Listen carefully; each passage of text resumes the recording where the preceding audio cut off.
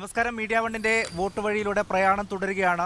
എറണാകുളം ലോക്സഭാ മണ്ഡലത്തിലാണ് ഇന്ന് നമ്മുടെ പ്രയാണം നടക്കുന്നത്. സംസ്ഥാനത്ത് തന്നെ ഏറ്റവും വാശിയേറിയ മത്സരം നടക്കുന്ന മണ്ഡലങ്ങളിൽ ഒന്നാണ് എറണാകുളം. UDFന്റെ കുത്തക സീറ്റ് എന്നവർ അവകാശപ്പെടുമ്പോഴും ഇത്തവണ പി രാജീവിനെ ഇറക്കിക്കൊണ്ട് ഈ മണ്ഡലം പിടിച്ചെടുക്കുക എന്നുള്ളതാണ് LDFന്റെ ലക്ഷ്യം.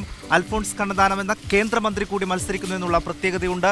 ഇപ്പോൾ നമ്മളുള്ളത് എറണാകുളം കളമശ്ശേരി HMT ജംഗ്ഷനിലാണ്. ഇവിടെ ഒരു ഓട്ടോ സ്റ്റാൻഡിലാണ് നമ്മൾ ഇന്ന് നമ്മുടെ ആദ്യ പര്യടനം തുടങ്ങുന്നത്. ഇവിടെയുള്ള ഓട്ടോ ഡ്രൈവർമാർ ഏത് രീതിയിലാണ് ഈ ഇവിടുത്തെ രാഷ്ട്രീയ ചർച്ചകളോട് പ്രതികരിക്കുന്നതെന്ന് നമുക്ക് നോക്കാം.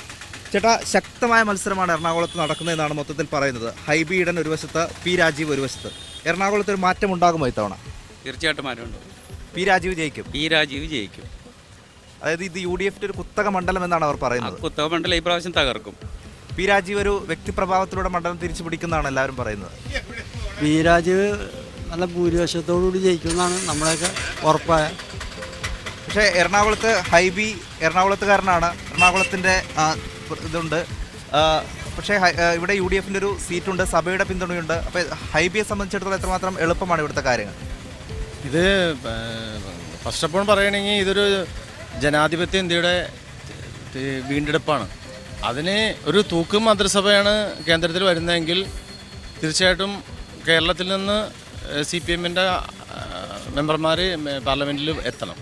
പിന്നെ മറിച്ച് ഈ 30 വർഷത്തോളമായിട്ട് എറണാകുളം മണ്ഡലം കുത്തകയെന്ന് പറഞ്ഞു കഴിഞ്ഞാൽ സെബാസ്റ്റ്യൻ പോളിലൂടെ മത്സരിച്ച് ജയിച്ചില്ലേ? അപ്പോൾ കുത്തകയൊക്കെ പൊളിഞ്ഞിട്ടുണ്ട്, ഇനിയും അങ്ങനെ പൊളിയണം. ഈ മണ്ഡലത്തിൽ ചർച്ചയാകുന്ന വിഷയങ്ങൾ എന്തൊക്കെയാണ്? ഇപ്പോൾ കൊച്ചി എന്ന് പറയുമ്പോൾ വികസന വിഷയങ്ങൾ പ്രധാന ചർച്ചയാണല്ലോ. വികസനം എന്ന് പറഞ്ഞാൽ ഞങ്ങളെ സംബന്ധിച്ചിടത്തോളം ഞങ്ങൾക്ക് ഈ അസഹിഷ്ണുതയ്ക്കെതിരെ വെറുപ്പിനെതിരെയുമുള്ള ഇതാണ് ഞങ്ങൾക്ക്. ഇപ്പോൾ ദളിത് ന്യൂനപക്ഷങ്ങളെ സംബന്ധിച്ചിടത്തോളം ഇത് വളരെ പ്രാധാന്യമുള്ള തിരഞ്ഞെടുപ്പാണ് ഈ 17 ലോക്സഭ തിരഞ്ഞെടുപ്പ്. ഇപ്പോൾ കേന്ദ്രത്തിൽ പോയാലും നമ്മുടെ വൈവീകരണമായാലും വിരാജുവായാലും ഈ അസഹിഷ്ണുത രാഷ്ട്രീയത്തിനെതിരെ പിന്തുണയ്ക്കേണ്ട ആളുകളാണ്. എന്നാലും ഞങ്ങൾക്ക് രാജീവിനെ ചെറുപ്പം മുതൽ വളരെ കണ്ടു വളർന്ന് അറിയാവുന്ന ഒരാളാണ്. ആ വ്യക്തിപ്രഭാവമുള്ള ഒരു വ്യക്തിയാണ് എന്നത് രാജീവിനായിരിക്കും മുൻതൂക്കം കൊണ്ടുപോകുന്നതാണ്. അൽഫോൺസ് കണ്ണന്താനം കേന്ദ്രമന്ത്രി തന്നെ മത്സരിക്കാൻ എത്തുകയാണ് ഈ മണ്ഡലത്തിൽ. അതെന്തെങ്കിലും ചലങ്ങൾ ഉണ്ടാക്കുമോ? തീർച്ചയായിട്ടും ഉണ്ടാകും. കാരണം 5 വർഷത്തെ നരേന്ദ്രമോദിയുടെ ഭരണം അഴിമതി ഇല്ലാത്തൊരു ഭരണം രാജ്യത്ത് നടന്നിരിക്കുകയാണ്. അപ്പോൾ അദ്ദേഹം മിനിസ്റ്റർ കൂടിയാണ്. അപ്പോൾ കേരളത്തിലെ രാഷ്ട്രീയ സാഹചര്യം അനുസരിച്ച് 2 മുന്നണിയും പരാജയപ്പെടുത്തിക്കൊണ്ട് അദ്ദേഹം ഒരു അട്ടിമറി വിജയം ഈ എറണാകുളം മണ്ഡലത്തിൽ ഉണ്ടാവും എന്നുള്ളതാണ്. ഇവിടെ മാത്രമല്ല, കേരളത്തിലെ എല്ലാ പാർലമെൻറ്റ് മണ്ഡലത്തിലും നിർണായക ശക്തിയാകാൻ സാധിക്കും. 1-2 MP പ്രാവശ്യം പാർലമെൻറ്റിലേക്ക് അൽഫോൺസ് അട്ടിമറി ഉണ്ടാവും. അവിടെ അഴിമതി അട്ടിമറി ഉണ്ടാവില്ല. അഴിമതി ഇല്ലാത്ത മന്ത്രി എന്ന് പറഞ്ഞു കഴിഞ്ഞാൽ ഇപ്പോൾ റഫാൽ അഴിമതി തന്നെ. മറുപടി പറയാൻ പ്രധാനമന്ത്രിക്കും കഴിഞ്ഞിട്ടില്ല, അവരുടെ പാർട്ടിക്കാർക്കും കഴിഞ്ഞിട്ടില്ല.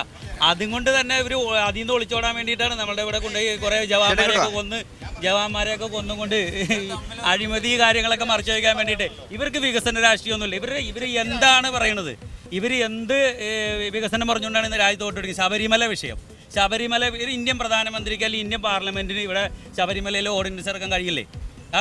ആ കഴിയുന്ന നമ്മുടെ തമിഴ്നാട്ടിൽ ജല്ലിക്കെട്ടുണ്ടായിട്ട് അതിന് ഓർഡിനൻസ് ഇറക്കി. ഇവിടെ ഇത്രയും വിഷയമായ ഒരു ഇതിന് ഈ സുപ്രീം കോടതി ഒരു വിധി നടത്തിയിട്ട് അതിന് ഓർഡിനൻസ് ഇറക്കി അതിന് എതിരെ കൊണ്ടുവരാനായിട്ട് ഈ കേന്ദ്ര സർക്കാരിന് കഴിയുമായിരുന്നു.